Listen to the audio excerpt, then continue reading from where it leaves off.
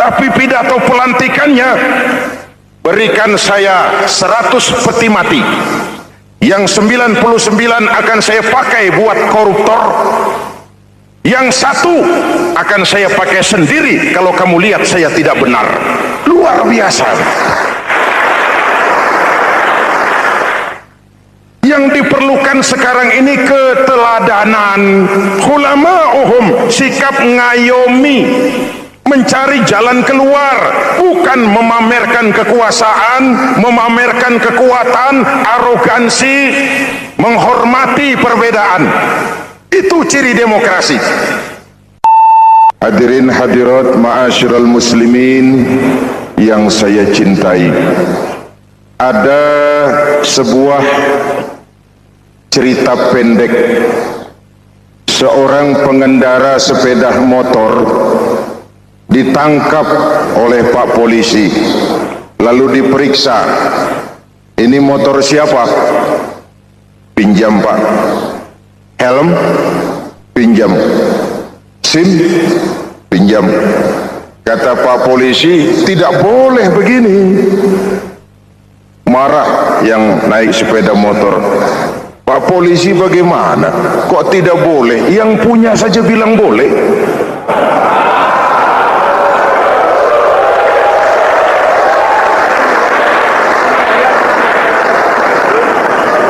Cerita ini memberikan gambaran bagaimana masyarakat kita sekarang cenderung memboleh-bolehkan diri sendiri, melahirkan permissive society. Masyarakat serba boleh dengan ukuran sakarepe dewe. Itu sebabnya agama diturunkan. Dalam contoh yang indah, Rasul memberikan gambaran bahwa Islam ini bagaikan sebuah bangunan yang komponen pokoknya 5. Bunyal Islamu ala khamsin. Islam dibangun di atas 5 komponen pokok. Jadi kalau Islam ini ibarat bangunan, unsur penunjang pokoknya itu 5. Mari kita analogkan Islam dengan bangunan. Kalau saudara akan membangun rumah, sebelum pasang tiang, pasang genteng, pasang jendela, apa yang lebih dulu dibangun? Fondasi. Kalau Islam ibarat bangunan, fondasinya adalah syahadatu an la ilaha illallah wa anna muhammadar rasulullah. Ini fondasi. Jikalau kuat fondasi, aman bangunan. Jikalau rapuh fondasi, lentur dan luntur bangunan. Maka kuat atau tidak kuatnya bangunan Islam kita bergantung kepada keyakinan dasar tadi, fondasi. Saya bersaksi tidak ada Tuhan selain Allah. Artinya saya tidak akan menyembah kecuali hanya kepada Allah. Orang yang benar fondasinya beres sujudnya. Kalau saya yakin tidak ada Tuhan selain Allah, saya tidak akan minta rezeki kecuali hanya kepada Allah.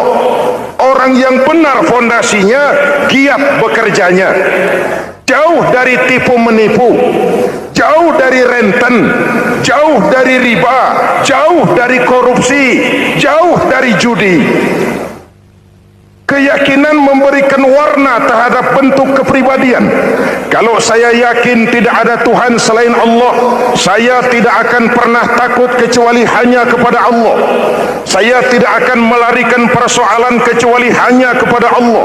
Saya tidak akan menggantungkan hidup kecuali hanya kepada Allah. Saya tidak akan minta tolong kecuali hanya kepada Allah. Meresap ke dalam jiwa. Untuk keyakinan seperti ini, orang-orang tua kita dahulu berlinang air mata, bersimbah darah, bahkan berkorban nyawa, melaksanakan hijrah untuk mempertahankan keyakinan. Ini intan paling mahal dan ini mutiara paling berharga. Zaman boleh berubah, tapi pondasi tidak boleh goyah. masa boleh berganti, tapi pondasi jangan sampai mati.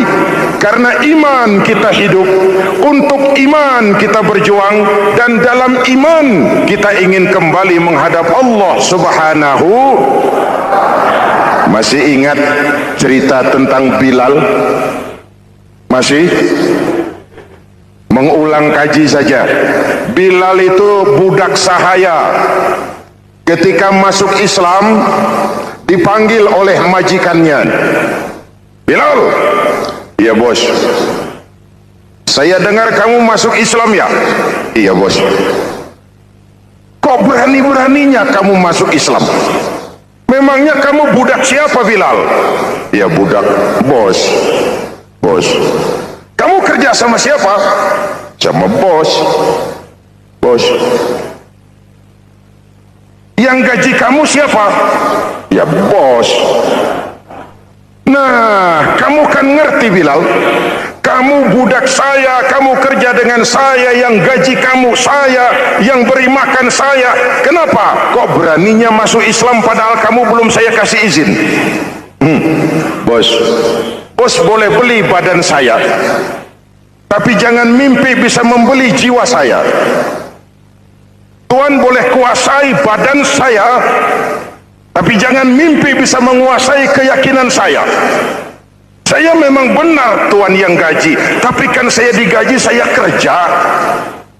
Kerja itu kewajiban saya, gaji itu hak saya. Soal keyakinan, jangan ikut campur bos.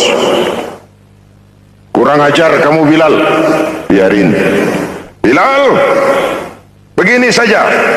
Kalau kau mau meninggalkan keyakinanmu, meninggalkan Allah Tuhanmu, kau akan kami merdekakan.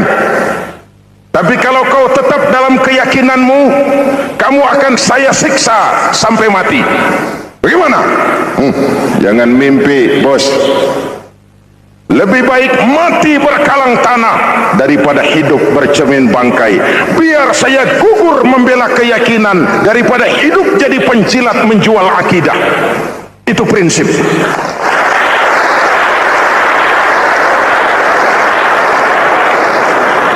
Gendeng kamu. Ayo siksa.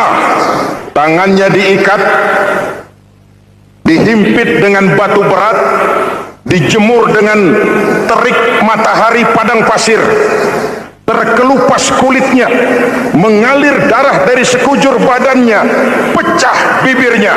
Ayo Bilal, tetap bertuhan Allah dan kau akan mati di sini, atau kembali ke agama lama, kau jadi merdeka.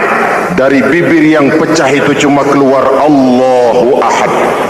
Bilal budak badannya, merdeka jiwanya, maka namanya ditulis dengan tinta emas dalam sejarah. Kita zaman sekarang merdeka badan kita, tapi sering budak mental dan jiwa kita, maka sejarah tidak pernah mau mencatat kita.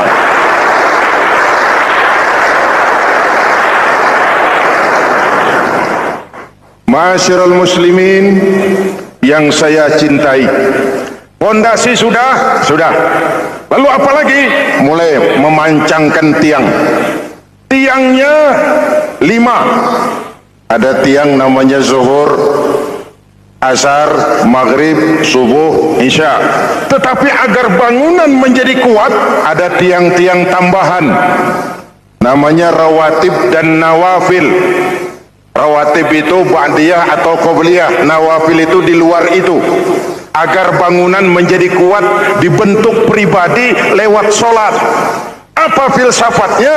Pertama, sholat itu simbol penyerahan total kepada Allah. Kita ini sudah kontrak. Innallaha astara minal mu'minina anfusahum wa amwalahum bi anna lahumul jannah.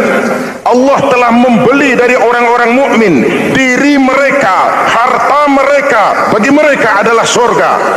Penjual kita orang beriman, pembeli Allah, dagangannya amwal dan anfus, harganya adalah surga.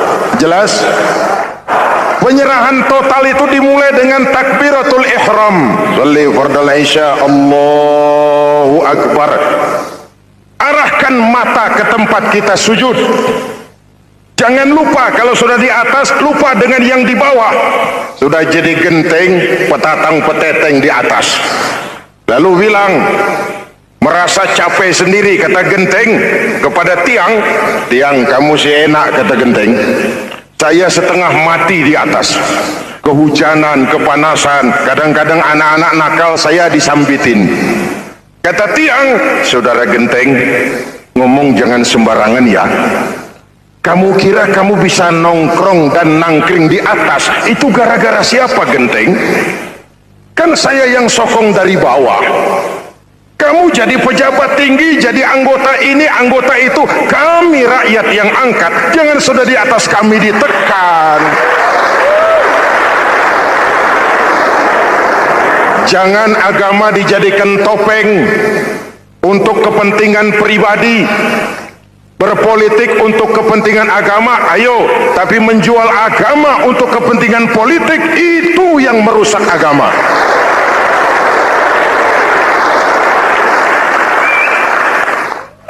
Ini kan kita lagi prihatin sedang meluncur kasus Bulog Gate 2. Innalillahi wa inna ilaihi raji'un. Kita lihat sajalah para petinggi kita sekarang bagaimana menyikapi hukum.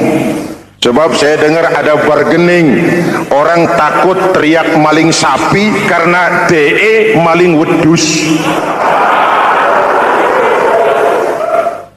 Tidak berani teriak ada maling sapi karena dia maling kambing. Yang lain maling ayam, dikumpulin ternyata maling semua.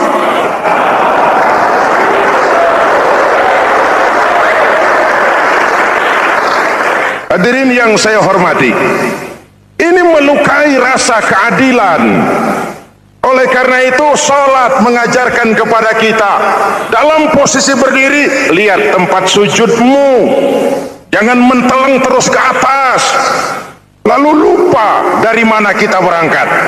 Itulah maknanya tawadhu, rendah hati, tidak melonjak angku dan sombong. Ada sebuah hadis Rasulullah bersabda, "Idza aradallahu biqaumin khairan."